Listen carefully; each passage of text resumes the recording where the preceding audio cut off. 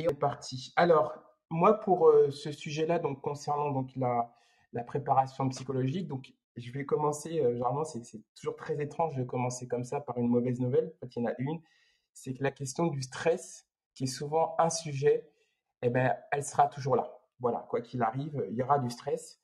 La question, c'est qu'est-ce qu'on en fait de ce stress? Là-dessus, j'ai une réponse, enfin j'ai un début de réponse. C'est quelque chose, c'est un sujet qui s'est passé il y a quelques années de cela et qui me fait encore beaucoup sourire. Justement, c'est le mot. Donc, moi aujourd'hui, je suis danseur, hein. J'ai fait pas mal de danse. Et sur ce sujet-là, à un moment donné, j'avais un show à préparer. Donc, c'était la première fois où en fait, je me produisais tout seul. Donc, je laisse imaginer le niveau de stress. Et à un moment donné où moi, je m'entraînais en fait devant ma copine de l'époque, qui était beaucoup plus avancée que moi en termes de show. Moi, j'étais plus en mode social. En fait, elle me dit à un moment donné sur un mouvement un petit peu compliqué, elle me dit, Mickaël, bah, pourquoi tu souris pas?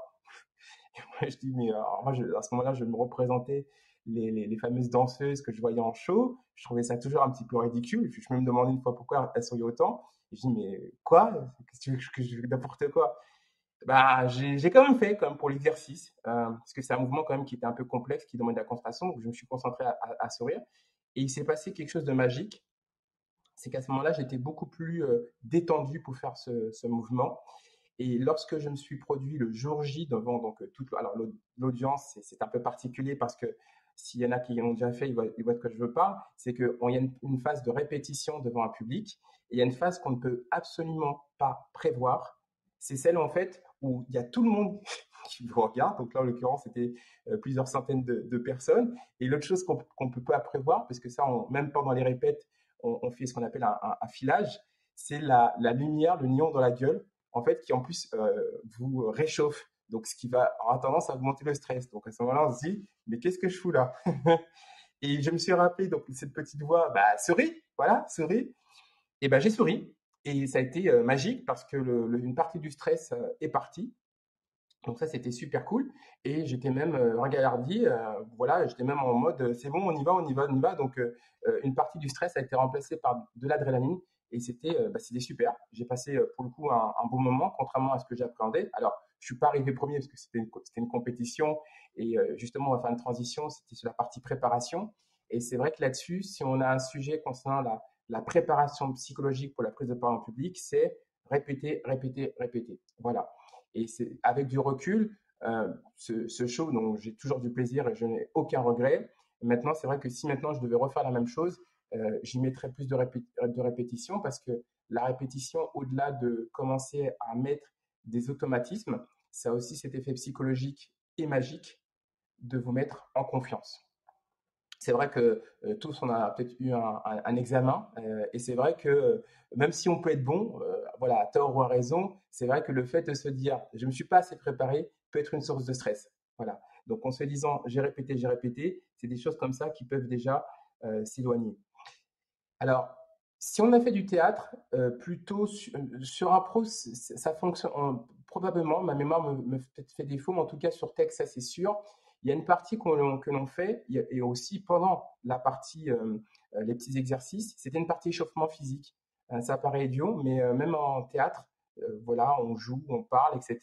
Donc évidemment, c'est une activité physique, c'est pas non plus du sport, mais ça reste comme une activité physique puisqu'on se déplace. Mais également, il est très souvent, avant de se produire, donc de faire une pièce de théâtre, donc de se produire devant un public, on avait une séance d'échauffement.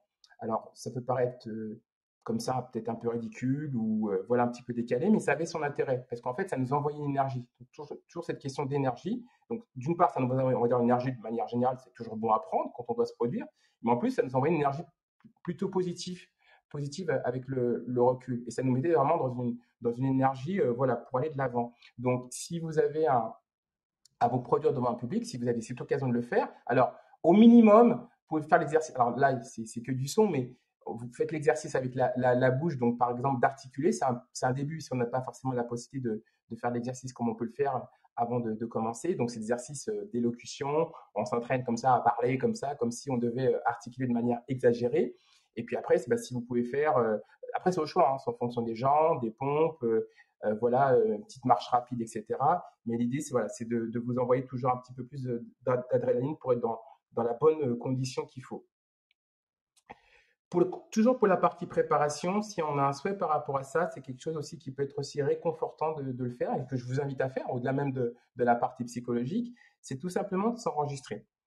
C'est-à-dire que il y a deux phases pour la partie répétition. Donc évidemment, répéter, c'est très très bien. Il y a la répétition donc devant un public bienveillant, des amis, des collègues pour qu'ils vous donnent le feedback. C'est très pratique cette partie-là pour identifier des éventuels, ce qu'on va appeler des gestes parasites que l'on peut faire sans se rendre compte. Moi, par exemple, il y a une époque, je me suis rendu compte, je disais très souvent pour le coup. Pour le coup, pour le coup, pour le coup, je finissais mes phrases pour le coup, pour le coup. Je dis, mais en fait, c'est pas terrible ça. Je sais plus comment je m'en suis rendu compte. Et j'ai fait mes petites recherches et j'ai trouvé une petite phrase qui pouvait la remplacer, qui était beaucoup plus élégante et qui était en conséquence. Voilà. Donc je me suis fait un petit exercice. Donc au lieu de dire pour le coup, je disais en conséquence. Ce qui quand même, voilà, on discutait, mais je trouvais ça beaucoup plus classe. Et le fait aussi alors là, on est dans l'exercice, là, on est moins dans la préparation, mais c'est vrai que des fois, de prendre son temps, de faire des stops, ça permet de se rendre compte de ce qu'on peut faire, les fameux dont voilà, c'est pas le sujet d'aujourd'hui, mais voilà, mais aussi de se rendre compte quand il y a des répétitions. Et si on étend son vocabulaire, là, je dérive un petit peu de ce que je voulais faire, mais ça, faut lire, hein, faut lire, faut chercher des synonymes. Mais si on identifie des parasites, des mots qui reviennent trop souvent pendant une prise de parole en public, ça, il vaut mieux le voir avant. Et comme on le voit avant, c'est si on passe devant un public bienveillant. Et l'autre façon de le faire, si on n'a pas ce public bienveillant ou en complément, parce que les deux ne s'opposent pas, c'est de s'enregistrer. On a tous un smartphone, donc alors je reviendrai là-dessus si on fait avec texte ou sans texte, ça dépend des écoles, mais en tout cas dans les deux cas, il est préférable de s'enregistrer pour voir si le débit il est bon, si le flow il est bon, si même au niveau de l'énergie que vous envoyez est bon, si déjà on vous comprend, voilà, au niveau, parce que des fois on peut parler trop vite ou de manière tellement étrange que ça n'a rien de compréhensible ou d'intelligible. Voilà, ça permet de détecter pas mal de choses. Et l'avantage de l'enregistrement, contrairement au public bienveillant, c'est que ça vous balance le truc. C'est-à-dire que si vous n'avez pas été bon, vous le verrez vous-même. Voilà, là-dessus, ça ne triche pas. Autant, bon, j'ai dit bienveillant, donc il est censé vous dire la vérité, mais bon, il peut y avoir, voilà, je t'aime bien, je vais pas te défoncer. Voilà. Donc l'enregistrement ne s'oppose pas au fait de s'entraîner devant un public.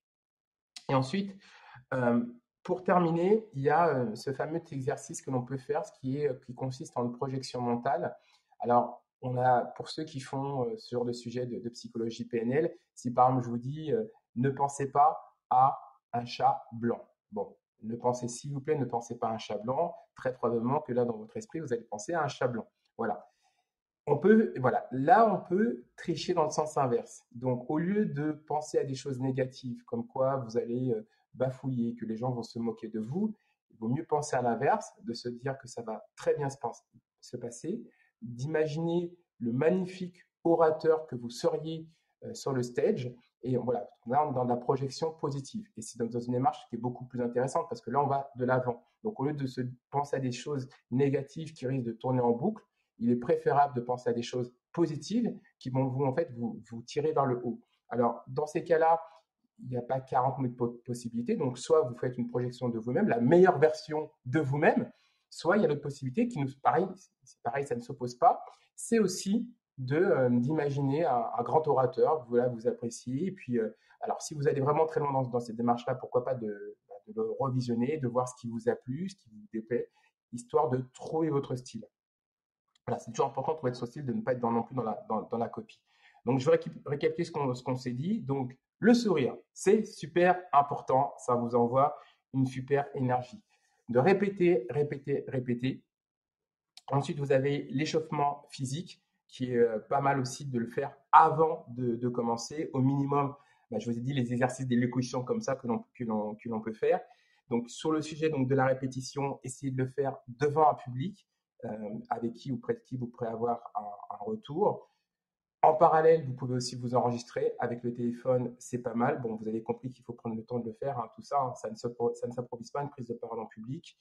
Et je vous ai indiqué également donc trouver votre voix. Donc là, il y a plusieurs écoles, pareil, qui ne s'opposent pas. Donc vous trouvez de magnifiques et brillants orateurs. Je ne vous en voudrais pas si c'est moi que vous prenez comme modèle, chacun son truc.